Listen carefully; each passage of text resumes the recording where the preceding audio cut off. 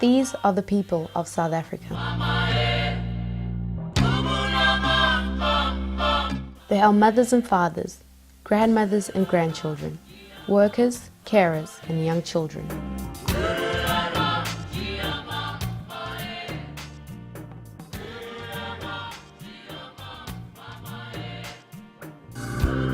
But their lives are very different from ours, for they represent the legacy of apartheid.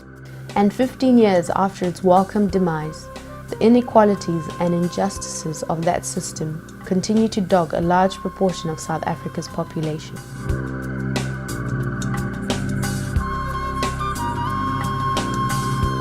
Here, people are still plagued by extreme poverty, with all its attendant injustices of poor education, unemployment and bad health, including the devastating effects of HIV/AIDS.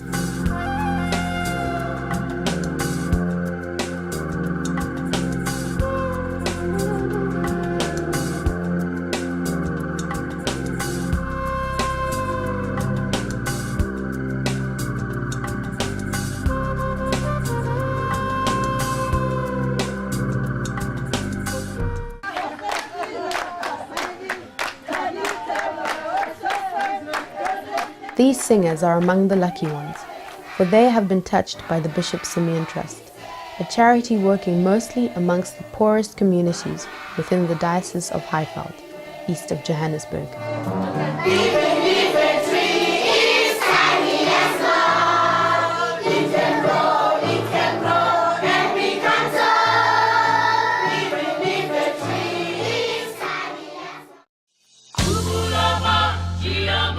The Trust is committed to providing educational possibilities for those denied them through circumstance.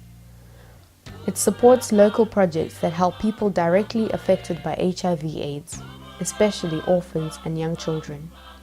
It works to break the cycle of poverty and provide sustainable development. The Trust grows hope for a future South Africa.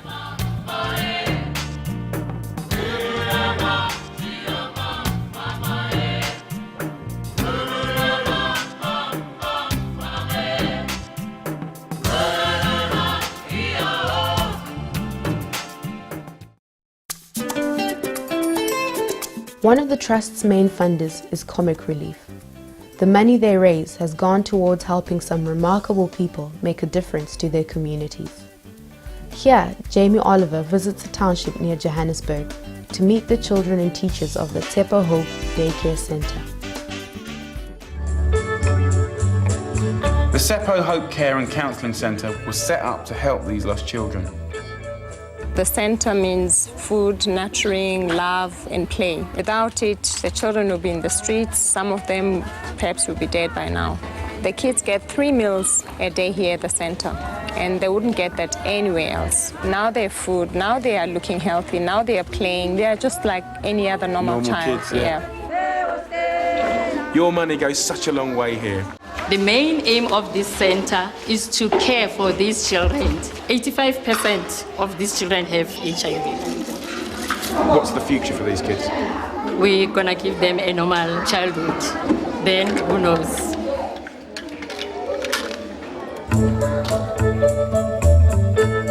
I've never been anywhere like this before, and I had absolutely no idea what to expect.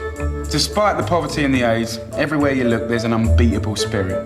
And with the help of your money, the care centre has given these children a start in life. Not just food, medication and teaching, but love too.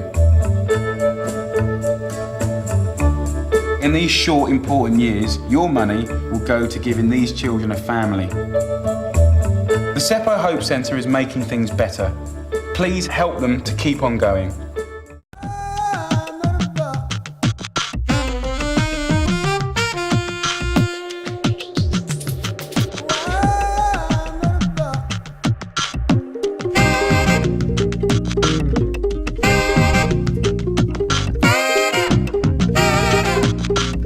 Some years ago, Sir Michael Parkinson was invited to visit another project funded by the BSTrust, at that time called Kwaze Kwasa.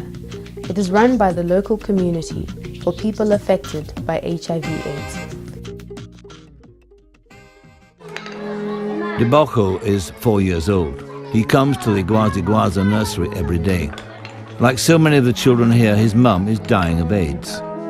At the end of the school day, he's met by Lorraine, because as well as running the nursery, these remarkable women also provide home-based care for parents dying of AIDS and provide support for their children.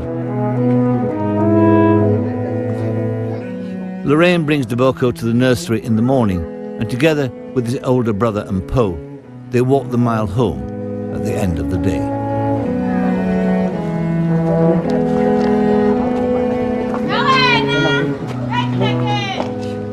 Lorraine has looked after their mum, Maria, for a year now. Maria is one of the many women Lorraine has witnessed suffering and dying from the grip of this terrible disease. She's only 26 years old and is too sick to look after her children. She receives medical treatment and emotional support from the project and Lorraine. And what will happen to her? Can I ask that question? Does she know? Yeah. What do you think will happen to you? She says that she knows that she's going to die.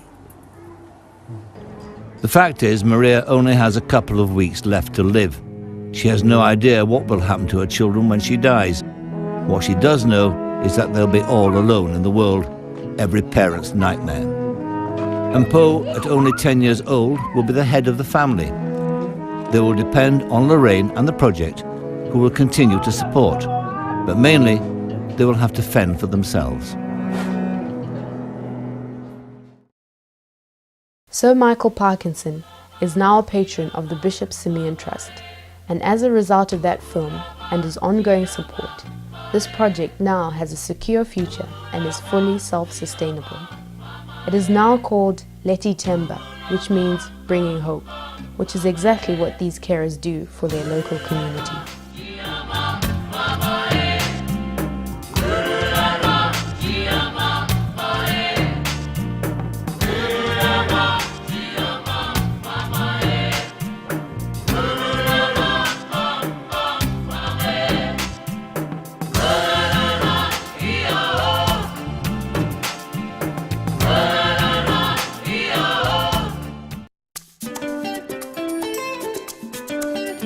In 1989, the Trust smuggled those with limited access to education under South African apartheid out of the country, taking them to Britain to continue their schooling.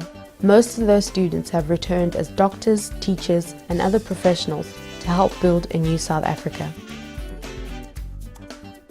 Today, the Trust is just as committed to supporting disadvantaged young people through school and university in their home country. One of those people is Malina. 10 when she was orphaned, she is now an IT graduate, working back in her own community. You can change somebody's life, and it doesn't matter how little you can contribute, but it definitely makes a difference. I am a true reflection of a difference that a contribution from somebody from places you don't even know can make into your life. And that little contribution doesn't only change the particular individual, it changes our families and our community. And I think it's a worthy cause. I would really like to say thank you very much to the Bishop Simeon Trust for the seed that they have planted. And they didn't just plant a seed and leave it there, they have nurtured and see it blossom.